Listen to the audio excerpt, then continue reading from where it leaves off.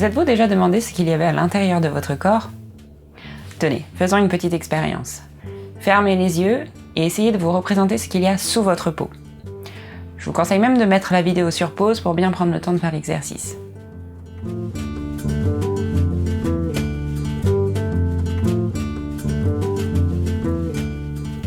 Alors, qu'est-ce que vous avez vu? Est-ce que c'était une silhouette dense et uniforme? Ou peut-être une enveloppe creuse? Ou alors vous avez essayé de vous représenter vos os, vos muscles, vos organes, sans trop savoir très bien où tout ça se situe.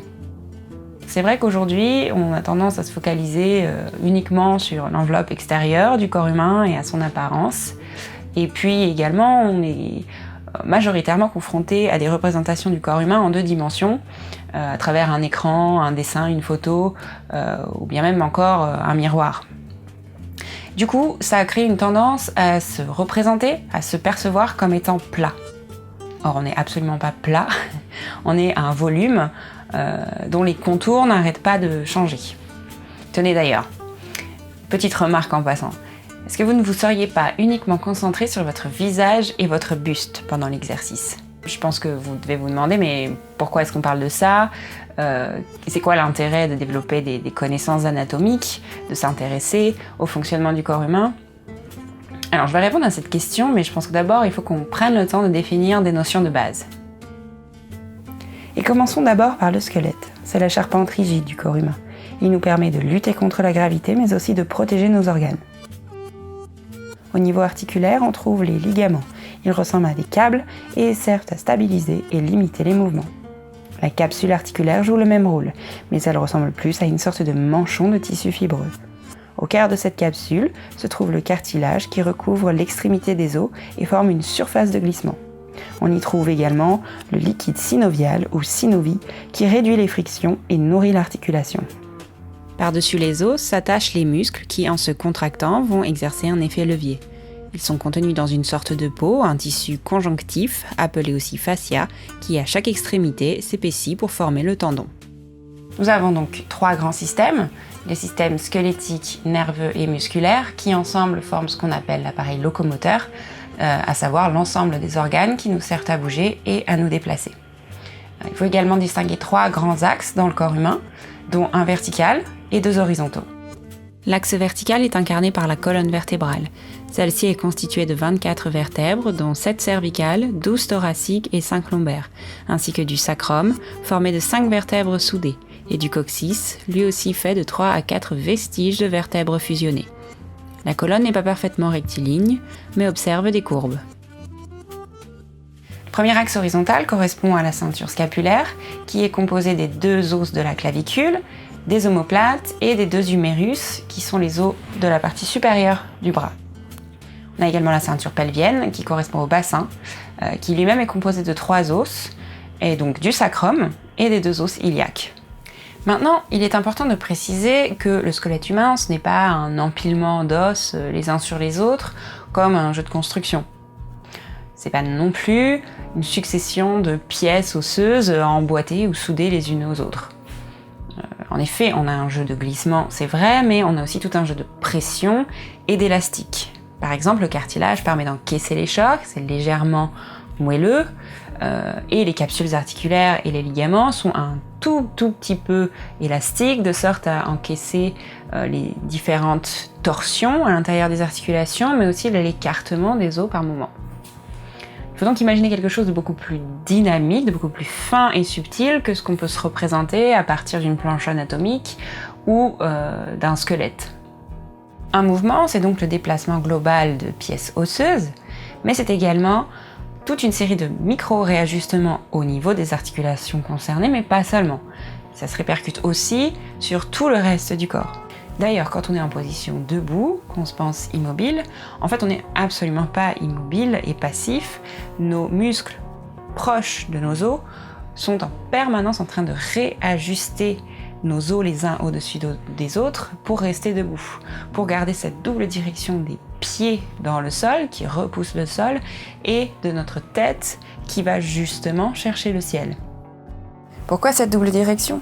Parce que la gravité nous attire en permanence vers le sol et que nous devons donc musculairement compenser cette force. Si nous ne faisons rien, ça donne ça. Et donc, se tenir érigé est une action qu'on a appris à faire dès l'enfance et qui est à la base de tout notre relationnel à l'espace. Pour généraliser, cette action se gère de manière automatique et inconsciente par la musculature que l'on appelle tonique et posturale, qui se situe proche des os et qu'on ne sent pas vraiment se contracter. Pour compléter ça, nous avons évidemment la musculature dite phasique qui, elle, s'occupe de tous les autres mouvements de plus grande amplitude. On a parlé du squelette, on a parlé de la gravité. La question maintenant, ça va être dans quelle posture de base on va se stabiliser une fois qu'on a appris à se mettre debout. La posture, c'est comme les fondations d'une maison. Si elles sont ratées, la maison au-dessus, elle va être bancale. Et de la même façon, si notre façon de nous tenir debout n'est pas optimale, on va développer des stratégies pour compenser, des habitudes motrices qui seront plus ou moins bonnes pour notre corps et qui risquent de faire s'user le corps plus vite dans certaines zones ou de créer des blessures, des tendances à se blesser plus facilement dans certaines zones également. La posture est donc déterminée par le degré de résistance à la gravité d'un individu. Tenez, faites encore un test, essayez de tirer votre tête vers le haut, puis ensuite de vous avachir complètement.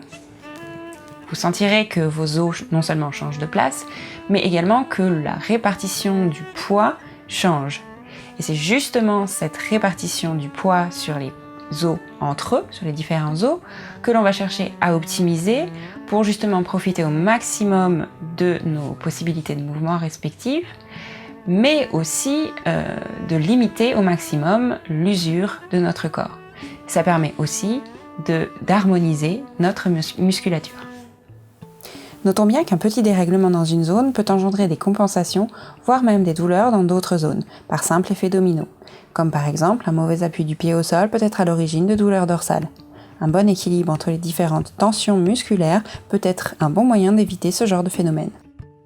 S'il y a une seule chose à retenir concernant la posture, c'est que ça se joue vraiment à partir des relations qu'entretiennent les trois grands volumes du corps. Je m'explique. Nous avons la tête, la cage thoracique et le bassin, tous les trois reliés ensemble par la colonne vertébrale. L'idéal, c'est qu'ils soient alignés les uns au-dessus des autres par rapport à l'axe vertical global du corps. Mais attention, il faut aussi qu'ils conservent leur axe vertical respectif. Si l'un ou plusieurs de ces volumes basculent en avant ou en arrière, cela veut dire que certains muscles sont trop tendus d'un côté et pas assez de l'autre. Et les courbures de la colonne vertébrale seront soit effacées, soit accentuées, ce qui n'est ni idéal pour les muscles ni pour les vertèbres. Bon, mais tout ça c'est très théorique. Et il faut bien se rappeler que le corps, c'est pas qu'une histoire de loi de la physique ou de la mécanique. On est avant tout des êtres sociaux, culturels, affectifs et intellectuels, et tous ces aspects jouent un grand rôle dans la façon dont on va habiter notre corps. Et de fait, c'est pas le corps lui-même qui choisit ce qui est bon pour lui mécaniquement, c'est notre histoire, notre personnalité, notre psychologie, qui détermine d'une part notre rapport à la gravité, mais aussi à la physicalité de manière plus générale. On a donc une interaction corps-esprit, si on peut dire, et ces deux aspects de nous-mêmes vont dialoguer, vont communiquer, vont se rencontrer, vont négocier une certaine forme d'équilibre, et cet équilibre, il sera plus ou moins réussi, selon les individus, sera plus ou moins épanouissant. Et c'est là qu'on en revient à notre question de départ. Déjà, faire un état des lieux de sa relation à son propre corps, et ensuite de développer des connaissances anatomiques, c'est un très bon moyen de prendre conscience et de décrypter ces fonctionnements, et peut-être pour le coup de les améliorer, de les ajuster, afin d'aller vers une meilleure qualité de vie et d'être peut-être plus en accord avec soi-même. Un autre outil pour ça, et on l'abordera dans des vidéos complémentaires aux épisodes principaux qui sont plus théoriques, ce sera donc la pratique. Et pour ça, on va essayer de développer la proprioception. Qu'est-ce que la proprioception ? C'est la capacité qu'on a à percevoir ce qui se passe à l'intérieur de notre corps. Donc c'est la contraction de nos muscles, le déplacement de nos membres dans l'espace, percevoir ses organes bouger, sa respiration par exemple. Et c'est un sens qui se travaille, qui s'aiguise. Et c'est ce qu'on essaiera de faire dans les vidéos complémentaires donc. Ça me semble très important de passer aussi par ça, parce que c'est un très bon moyen de devenir acteur de son corps, de se l'approprier vraiment, et de non plus simplement le subir. Il ne s'agit pas ici de médecine ou encore de soins, Je ne suis pas médecin. À la rigueur, on parlera peut-être prévention de temps en temps, mais c'est tout. Il ne s'agit pas non plus de donner des grandes leçons d'hygiène de vie, des grandes règles d'alimentation, de sommeil, de pratique du sport. Je ne crois pas qu'il y ait de solution absolue qui s'appliquerait à tous. On est des êtres bien trop complexes d'un point de vue intellectuel, affectif, social, en plus d'être complexe physiquement. L'idée, c'est plutôt de vous rendre autonome, de vous donner des clés de décryptage, d'interprétation de vos propres modes de fonctionnement, afin d'identifier vous-même vos limites, vos faiblesses, mais également vos points forts, et ce qui vous rend, ce qui vous fait du bien, voilà, tout simplement. Donc, l'idée, c'est plutôt d'utiliser le corps comme une porte d'entrée vers nos émotions, vers notre intellect, afin justement de peut-être de coordonner toutes ces choses-là, de les faire travailler en synergie et de vivre plus en accord avec soi-même. Et pour le coup, il me semble que la première chose à faire, c'est vraiment de redonner au corps l'attention qu'il mérite.